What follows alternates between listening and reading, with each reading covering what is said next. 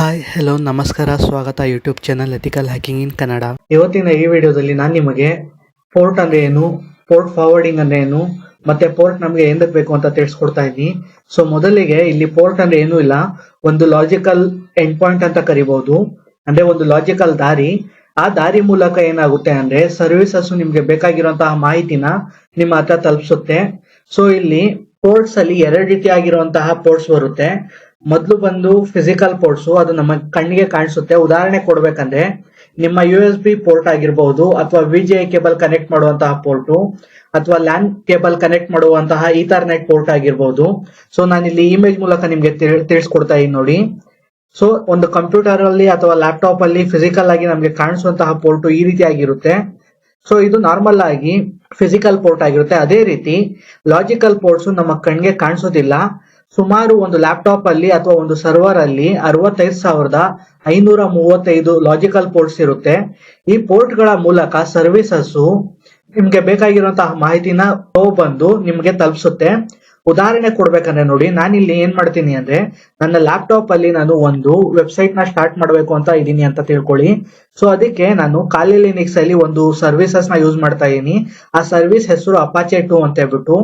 ಇದು ಅಪಾಚೆ 2 ಅನ್ನೋದು ಒಂದು ವೆಬ್ ಸರ್ವರ್, ವೆಬ್ಸೈಟ್ ನ ಸ್ಟಾರ್ಟ್ ಮಾಡೋದಕ್ಕೆ ಯೂಸ್ ಆಗುತ್ತೆ. ನಾನು ಆಲ್ರೆಡಿ ಈ ವೆಬ್ ಸರ್ವರ್ ನ ಇನ್ಸ್ಟಾಲ್ ಮಾಡಿದೀನಿ. ಸೊ ನೀವೇನಾದ್ರೂ ವೆಬ್ ಸರ್ವರ್ ನ ನಿಮ್ಮ ಕಾಲಿ ಲಿನಕ್ಸ್ ಅಲ್ಲಿ ಇನ್ಸ್ಟಾಲ್ ಮಾಡ್ಬೇಕಂದ್ರೆ apt get install apache 2 ಅಂತ ಕೊಟ್ಟು ಎಂಟರ್ ಕೊಡಿರಿ. ಎಂಟರ್ ಕೊಟ್ಟಾಗ ಇದು ಇನ್ಸ್ಟಾಲ್ ಆಗುತ್ತೆ. ಸೊ ನಾನು ಆಲ್ರೆಡಿ ಇನ್ಸ್ಟಾಲ್ ಮಾಡಿರೋದ್ರಿಂದ ಮತ್ತೆ ಇನ್ಸ್ಟಾಲ್ ಮಾಡಕ್ ಹೋಗ್ತಾ ಇಲ್ಲ.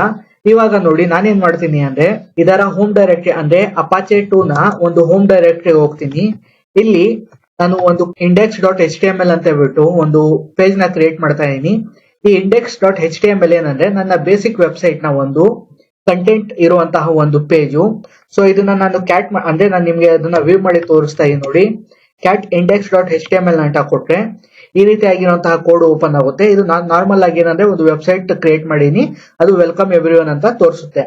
ಸೊ ಇವಾಗ ನಾನೇನ್ ಮಾಡ್ತೀನಿ ಅಂದ್ರೆ ಸರ್ವಿಸ್ ಅಪಾಚೆ 2 ಅಂತ ಹೇಳ್ಬಿಟ್ಟು ಸ್ಟಾರ್ಟ್ ಮಾಡಿದೆ. ಇದು ಒಂದು ವೆಬ್ ಸರ್ವರ್ ಅಪಾಚೆ 2 ಸ್ಟಾರ್ಟ್ ಆಯ್ತು. ಸೊ ಬೇಸಿಕ್ ಆಗಿ ನಾನೇನ್ ಮಾಡಿದೆ, ಒಂದು ವೆಬ್ಸೈಟ್ ನ ಕ್ರಿಯೇಟ್ ಮಾಡಿದೆ. ಆ ವೆಬ್ಸೈಟ್ ನ ಹೋಮ್ ಪಾತ್ ಬಂದು war/www/html ಅಲ್ಲಿ index.html ಅಲ್ಲಿ ನನ್ನ ಕೋಡ್ ನ ಪೇಸ್ಟ್ ಮಾಡಿದೆ. ಮತ್ತೆ ಅಪಾಚೆ 2 ಅಂತ ಹೇಳ್ಬಿಟ್ಟು ಒಂದು ವೆಬ್ ಸರ್ವಿಸ್ ಇದೆ, ಆ ವೆಬ್ ಸರ್ವಿಸ್ ನ ಸ್ಟಾರ್ಟ್ ಮಾಡಿದೆ. ಓಕೆನಾ?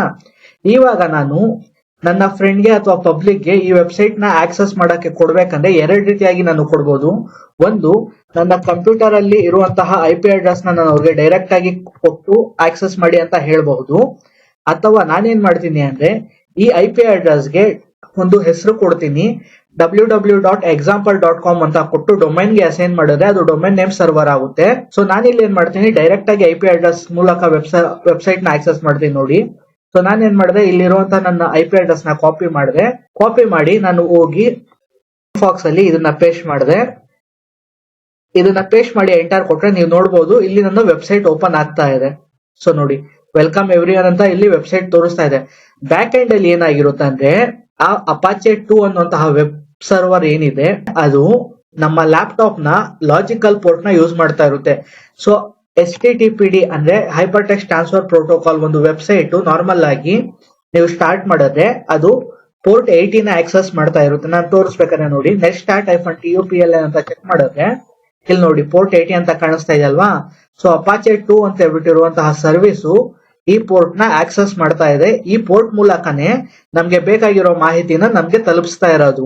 ಡಿಫ್ರೆಂಟ್ ಸರ್ವಿಸಸ್ ಡಿಫ್ರೆಂಟ್ ಪೋರ್ಟ್ ನ ಯೂಸ್ ಮಾಡುತ್ತೆ. ಉದಾಹರಣೆ ಕೊಡ್ಬೇಕಂದ್ರೆ FTP ಅಂತ.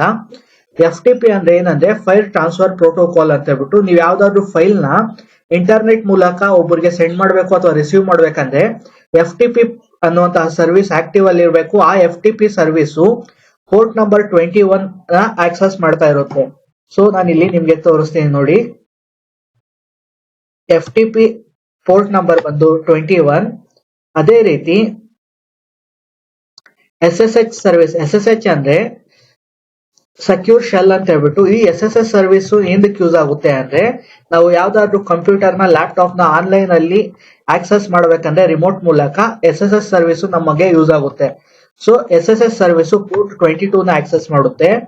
ಅದೇ ರೀತಿ ಟಾಮ್ಕ್ಯಾಟ್ ಅನ್ನೋದು ಒಂದು ಜಾವಾ ಬೇಸ್ಡ್ ಅಪ್ಲಿಕೇಶನ್ ಇಂಜಿನ್ ಆಗಿದೆ. ಅದು ಏನು ಯೂಸ್ ಮಾಡುತ್ತೆ ಅಂದ್ರೆ ಪೋರ್ಟ್ ನಂಬರ್ 8080 ನ ಆಕ್ಸೆಸ್ ಮಾಡುತ್ತೆ. ಸೊ ಈ ಪೋರ್ಟ್ ಗಳನ್ನ ಆಕ್ಸೆಸ್ ಮಾಡಿನೇ ಅದು ನಮ್ಗೆ ಸರ್ವಿಸಸ್ ನ ತಂದ್ಕೊಡೋದು. ಸೊ ಅದೇ ಕಾರಣಕ್ಕೆ ನಮ್ಗೆ ಪೋರ್ಟ್ ಗಳು ತುಂಬಾ ಮುಖ್ಯ ಆಗಿರುತ್ತೆ. ಸೊ ಹ್ಯಾಕರ್ಸ್ ಏನ್ ಮಾಡ್ತಾರೆ, ಈ ಪೋರ್ಟ್ ಗಳ ಮೂಲಕನೇ ನಿಮ್ಮ ಸಿಸ್ಟಮ್ಗೆ ಹ್ಯಾಕ್ ಮಾಡೋದಕ್ಕೆ ಟ್ರೈ ಮಾಡೋದು. ಅದಾದ ನಂತರ ನೋಡಿ, ಇದು ನಾನು ಇವಾಗ ನೋಡಿ ನೀವು ನೋಡ್ತಾ ಇದ್ದೀರಾ. ಸೊ ನಾನು IP ಅಡ್ರೆಸ್ ಕೊಟ್ಟು ಎಂಟರ್ ಮಾಡಿದ್ರೆ ಇಲ್ಲಿ ವೆಬ್ಸೈಟ್ ಓಪನ್ ಆಗ್ತಾ ಇದೆ. ಆದ್ರೆ ಈ ವೆಬ್ಸೈಟ್ ನ ನಾನು ಇಂಟರ್ನೆಟ್ ಮೂಲಕ ಅಂದ್ರೆ ಬೇರೆ ನೆಟ್ವರ್ಕ್ ಮೂಲಕ ಆಕ್ಸೆಸ್ ಮಾಡೋದಕ್ಕೆ ಸಾಧ್ಯ ಇಲ್ಲ. ಯಾಕೆ ಅಂದ್ರೆ ಈ ಪೋರ್ಟ್ 80 ಅನ್ನುವಂತಹ ಪೋರ್ಟ್ ಬರೀ ನನ್ನ ಲೋಕಲ್ ನೆಟ್ವರ್ಕ್ ಗೆ ಮಾತ್ರ ಆಗಿರುತ್ತೆ, ಅದು ಇಂಟರ್ನೆಟ್ ಅಲ್ಲಿ ಫಾರ್ವರ್ಡ್ ಆಗಿರಲ್ಲ. ಸೊ ನಾವೇನಾದ್ರೂ ಇದೇ ವೆಬ್ಸೈಟ್ ನ ಬೇರೆ ಇಂಟರ್ನೆಟ್ ಅಲ್ಲಿ ಅಥವಾ ಬೇರೆ ಕಡೆಯಿಂದ ಆಕ್ಸೆಸ್ ಮಾಡಬೇಕು ಅಂದ್ರೆ ಈ 80 ಅನ್ನುವಂತಹ ಪೋರ್ಟ್ ನ ನಾವು ಫಾರ್ವರ್ಡ್ ಮಾಡಿರ್ಬೇಕಾಗಿರುತ್ತೆ. ಈ 80 ಪೋರ್ಟ್ ಫಾರ್ವರ್ಡ್ ಆದ್ರೆ ಮಾತ್ರ ನಿಮ್ಗೆ ಈ ವೆಬ್ಸೈಟ್ ಇಂಟರ್ನೆಟ್ ಅಲ್ಲಿ ಆಕ್ಸೆಸ್ ಮಾಡೋದಕ್ಕೆ ಸಿಗುತ್ತೆ. ಇಲ್ಲ ಅಂದ್ರೆ ನಿಮ್ಗೆ ಎರರ್ ಬರುತ್ತೆ, 404 ಎರರ್ ಬರುತ್ತೆ, ನಾಟ್ ಫೌಂಡ್ ಅಂತ ಹೇಳ್ಬಿಟ್ಟು. ಈ ರೀತಿಯಾಗಿ ನಾವು ಪೋರ್ಟ್ ಗಳ ಮೂಲಕ ಹ್ಯಾಕಿಂಗ್ ಮಾಡ್ತೀರಿ. ಸೊ ಅದೇ ಕಾರಣಕ್ಕೆ ನಾವು ಪೋರ್ಟ್ ಫಾರ್ವರ್ಡಿಂಗ್ ನ ತಿಳ್ಕೊಬೇಕು. ಪೋರ್ಟ್ ಫಾರ್ವರ್ಡಿಂಗ್ ನ ನಾವು ನಾರ್ಮಲ್ ಆಗಿ 3 ರೀತಿಯಲ್ಲಿ ಮಾಡಬಹುದು. ಒಂದು ಬಂದು, ಸೊ ನಮ್ಮ ರೂಟರ್ಸ್ ಅಲ್ಲಿ ಒಂದು ಆಪ್ಷನ್ ಕೊಟ್ಟಿರ್ತಾರೆ, ಅಲ್ಲಿ ನಾವು IP ಅಡ್ರೆಸ್ ಕೊಟ್ಟು ಪೋರ್ಟ್ ನಂಬರ್ ಮೆನ್ಷನ್ ಮಾಡಿದ್ರೆ ಆ ಪೋರ್ಟ್ ನಂಬರ್ ಫಾರ್ವರ್ಡ್ ಆಗುತ್ತೆ. ಎರಡನೇದು ಬಂದು ಥರ್ಡ್ ಪಾರ್ಟಿ ಅಪ್ಲಿಕೇಶನ್ ಮೂಲಕ ನೋ IP ಮೂಲಕ ಮಾಡಬಹುದು. ಸರ್ವಿಯೋ ಅಂತ ಹೇಳ್ಬಿಟ್ಟಿದೆ, ಈ ಸರ್ವಿಸ್ ಮೂಲಕ ನಾವು ಪೋರ್ಟ್ ನ ಫಾರ್ವರ್ಡ್ ಮಾಡಬಹುದು. ಇದು ಬಿಟ್ಟು ಡಕ್ DNS ಮೂಲಕನೂ ಕೂಡ ನಾವು ಪೋರ್ಟ್ ನ ಫಾರ್ವರ್ಡ್ ಮಾಡಿ DNS ನ ಅಸೈನ್ ಮಾಡಬಹುದು. ಇದು ಬಿಟ್ಟು ಇವೆಲ್ಲ ಏನು ಬೇಡ ನಾವು ಅಂದ್ರೆ, ನೀವು ಕ್ಲೌಡ್ ಸರ್ವಿಸಸ್ ನ ತಗೊಂಡ್ರೆ ಕ್ಲೌಡ್ ಸರ್ವಿಸಸ್ ಅಲ್ಲಿ ನಿಮ್ಗೆ ಇನ್ಬೌಂಡ್ ಮತ್ತೆ ಔಟ್ ಬೌಂಡ್ ರೂಲ್ಸ್ ಇರುತ್ತೆ. ಅಲ್ಲಿ ನೀವು ಎವ್ರಿವೇರ್ ಅಂತ ಕೊಟ್ರೆ ಇನ್ಬೌಂಡ್ ಮತ್ತೆ ಔಟ್ ಬೌಂಡ್ ರೂಲ್ಸ್, ಈ ಪೋರ್ಟ್ಸ್ ನಂಬರು ಎಲ್ಲಿಂದ ಬೇಕಾದ್ರೂ ಆಕ್ಸೆಸ್ ಮಾಡಬಹುದು. ಅಂದ್ರೆ ಈ ಸರ್ವಿಸಸ್ ನ ನೀವು ಯಾವುದೇ ವರ್ಲ್ಡ್ ಅಲ್ಲಿ ಯಾವುದೇ ಮೂಲೆಯಲ್ಲಿಂದ ಕೂತ್ಕೊಂಡು ಬೇಕಾದ್ರೂ ಆಕ್ಸೆಸ್ ಮಾಡಿದ್ರೆ ನಿಮ್ಗೆ ಈ ವೆಬ್ಸೈಟ್ ಓಪನ್ ಆಗುತ್ತೆ. ಪೋರ್ಟ್ ಏನಾದ್ರು ಆಕ್ಟಿವ್ ಇಲ್ಲ ಅಂದ್ರೆ ಈ ಸರ್ವಿಸಸ್ ನಿಮ್ಗೆ ಸಿಗೋದಿಲ್ಲ. ಉದಾಹರಣೆ ಕೊಡ್ಬೇಕಂದ್ರೆ ನೋಡಿ, ನಾನೇನ್ ಮಾಡ್ತೀನಿ ಅಂದ್ರೆ ಇಲ್ಲಿ ಪೋರ್ಟ್ 80 ನಾನು ಏನಾದ್ರು ಕಿಲ್ ಮಾಡಿದ್ರೆ ಈ ವೆಬ್ ಸರ್ವಿಸ್ ಆಟೋಮೆಟಿಕ್ ಆಗಿ ಸ್ಟಾಪ್ ಆಗುತ್ತೆ. ನೋಡಿ ನಾನು nest.fntoplan ಅಂತ ಕೊಟ್ಟು ಈ ಪೋರ್ಟ್ ನ ಕಿಲ್ ಮಾಡ್ತೀನಿ, ಅಂದ್ರೆ ಸರ್ವಿಸಸ್ ನ ಕಿಲ್ ಮಾಡ್ತೀನಿ. ಸೊ ಕಿಲ್ ಅಂತ ಕೊಟ್ಟು ಪ್ರೊಸೆಸ್ ID ನ ನಾನು ಮೆನ್ಷನ್ ಮಾಡಿದ್ರೆ ಈ ಅಪಾಚೆ ಸರ್ವಿಸ್ ಏನಿರುತ್ತೆ ಅದು ಸ್ಟಾಪ್ ಆಗುತ್ತೆ.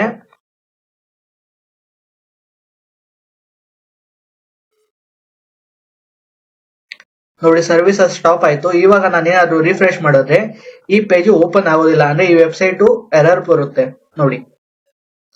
ಸೊ ನೀವೇನಾದ್ರು ಮತ್ತೆ ನೋಡ್ಬೇಕಂದ್ರೆ ಪೋರ್ಟ್ ಆಕ್ಟಿವ್ ಇದೆಯೋ ಇಲ್ಲ ಅಂತ ನೋಡಿ, nest.fntoplan ಕೊಟ್ರೆ ಯಾವುದೇ ಪೋರ್ಟ್ ರನ್ ಆಗ್ತಾ ಇಲ್ಲ, ಅಂದ್ರೆ ಈ ಸರ್ವಿಸಸ್ ಈ ಪೋರ್ಟ್ ನ ಸ್ಟಾಪ್ ಆಗಿದೆ. ಸೊ ಅದೇ ಕಾರಣಕ್ಕೆ ನಮ್ಗೆ ಇಲ್ಲಿ ವೆಬ್ಸೈಟ್ ಎರರ್ ಬರ್ತಾ ಇದೆ. ಸೊ ನೀವೇನಾದ್ರು HTTPS ವೆಬ್ಸೈಟ್ ಯೂಸ್ ಮಾಡಿದ್ರೆ ಇಲ್ಲಿ ನೋಡಿ, ಇದು ನಾರ್ಮಲ್ ಆಗಿ ನಾನು ಯೂಸ್ ಮಾಡಿರುವಂತಹ ವೆಬ್ಸೈಟ್ ಗೆ SSL ಸರ್ಟಿಫಿಕೇಟ್ ಇಲ್ಲ, ಅಂದ್ರೆ ಒಂದು ಸೈಡ್ ಅಲ್ಲಿ ಈ ರೀತಿಯಾಗಿರುವಂತಹ ಒಂದು ಸಿಂಬಲ್ ಬರುತ್ತೆ, ಇಲ್ಲಿ ನಿಮ್ಗೆ ಲಾಕ್ ರೀತಿ ಬರುತ್ತೆ, ಅದನ್ನ ನಾವು SSL ಅಂತ ಕರಿತೀವಿ. SSL ಸರ್ಟಿಫಿಕೇಟ್ ಇದ್ರೆ ಮಾತ್ರ ಅದು ವೆಬ್ಸೈಟ್ ಸೆಕ್ಯೂರ್ ಆಗಿದೆ ಅಂತ ಹೇಳ್ಬಿಟ್ಟು ಅರ್ಥ. ಸೊ ಇದು ನಾರ್ಮಲ್ ಸೈಟ್ ಆಗಿರೋದ್ರಿಂದ ಇದಕ್ಕೆ ನಾನು SSL ಸರ್ಟಿಫಿಕೇಟ್ ನ ಆಡ್ ಮಾಡಿಲ್ಲ. ಸೊ ಇಂಥ ಸಮಯದಲ್ಲಿ ನೀವೇನಾದ್ರೂ HTTPS ಏನಾದ್ರು ಸರ್ವಿಸಸ್ ಯೂಸ್ ಮಾಡಿದ್ರೆ ವೆಬ್ಸೈಟ್ ಅದು ಪೋರ್ಟ್ ನಂಬರ್ 443 ನ ಯೂಸ್ ಮಾಡುತ್ತೆ. ಸೊ HTTP ಯೂಸ್ ಮಾಡುತ್ತೆ ಪೋರ್ಟ್ 80 ನ, HTTPS ಯೂಸ್ ಮಾಡುತ್ತೆ ಪೋರ್ಟ್ ನಂಬರ್ 443 ನ.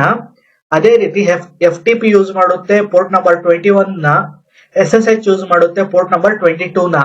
ಸೊ RDP ಯೂಸ್ ಮಾಡುತ್ತೆ 3389 ಪೋರ್ಟ್ ನ, ಅಂದ್ರೆ 3389 ಅನ್ನುವಂತಹ ಲಾಜಿಕಲ್ ಪೋರ್ಟ್ ಅಥವಾ ಲಾಜಿಕಲ್ ದಾರಿನ RDP ಯೂಸ್ ಮಾಡಿ ನಮ್ಗೆ ಸಿಸ್ಟಮ್ ನ ಆಕ್ಸೆಸ್ ಮಾಡೋದಕ್ಕೆ ಸಹಾಯ ಮಾಡುತ್ತೆ. ಸೊ ಅದೇ ಕಾರಣಕ್ಕೆ ನಾವು ಪೋರ್ಟ್ ಗಳ ಬಗ್ಗೆ ಚೆನ್ನಾಗಿ ಮಾಹಿತಿ ತಿಳ್ಕೊಂಡಿರ್ಬೇಕು. ಸೊ ಪೋರ್ಟ್ ಹ್ಯಾಕರ್ಸ್ ನಿಮ್ಮ ವೆಬ್ಸೈಟ್ ನ ಅಥವಾ ನಿಮ್ಮ ಕಂಪ್ಯೂಟರ್ ನ ಹ್ಯಾಕ್ ಮಾಡೋದಕ್ಕೆ ಸಾಧ್ಯ ಆಗುತ್ತೆ. ನೀವು ಪೋರ್ಟ್ ಫಾರ್ವರ್ಡಿಂಗ್ ಮಾಡಿ ಪೋರ್ಟ್ ನ ಓಪನ್ ಮಾಡಿದ್ರೆ ಇಂಟರ್ನೆಟ್ಗೆ ಅಥವಾ ವರ್ಲ್ಡ್ ವೈಡ್ ಇಂಟರ್ನೆಟ್ ಅಲ್ಲಿ ಪೋರ್ಟ್ ಓಪನ್ ಆಗಿದೆ, ಆ ಪೋರ್ಟ್ ಗಳ ಮೂಲಕ ಹ್ಯಾಕರ್ಸ್ ನಿಮ್ಮ ಸಿಸ್ಟಮ್ಗೆ ಲಾಗಿನ್ ಆಗ್ತಾರೆ. ಇದೇ ಕಾರಣಕ್ಕೆ ನಮ್ಗೆ ಯಾವ್ದಾದ್ರು ಸರ್ವಿಸಸ್ ನ ಇಂಟರ್ನೆಟ್ ಗೆ ಎಕ್ಸ್ಪೋಸ್ ಮಾಡ್ಬೇಕಂದ್ರೆ ನಮ್ಗೆ ಪೋರ್ಟ್ ಗಳು ಅತಿ ಮುಖ್ಯ. ಸೊ ಇವತ್ತಿನ ಈ ವಿಷಯದಲ್ಲಿ ನಾನು ನಿಮ್ಗೆ ಪೋರ್ಟ್ ಗಳ ಬಗ್ಗೆ ಮಾಹಿತಿನ ತಿಳಿಸ್ಕೊಟ್ಟಿದ್ದೀನಿ. ಮುಂದೆ ಬರುವಂತಹ ವಿಡಿಯೋಗಳಲ್ಲಿ ನಾನು ನಿಮ್ಗೆ ಯಾವ ರೀತಿಯಂತ ಸರ್ವಿಸಸ್ ಯಾವ ಪೋರ್ಟ್ ನ ಯೂಸ್ ಮಾಡುತ್ತೆ ಮತ್ತೆ ಆ ಪೋರ್ಟ್ಸ್ ನ ಯಾವ ರೀತಿ ಹ್ಯಾಕ್ ಮಾಡಬಹುದು ಅಂತ ತಿಳಿಸ್ಕೊಡ್ತೀನಿ. ವಿಡಿಯೋ ಇಷ್ಟ ಆಗಿದ್ರೆ ಲೈಕ್ ಮಾಡಿ, ಕಮೆಂಟ್ ಮಾಡಿ, ಸಬ್ಸ್ಕ್ರೈಬ್ ಮಾಡಿ. ಧನ್ಯವಾದಗಳು.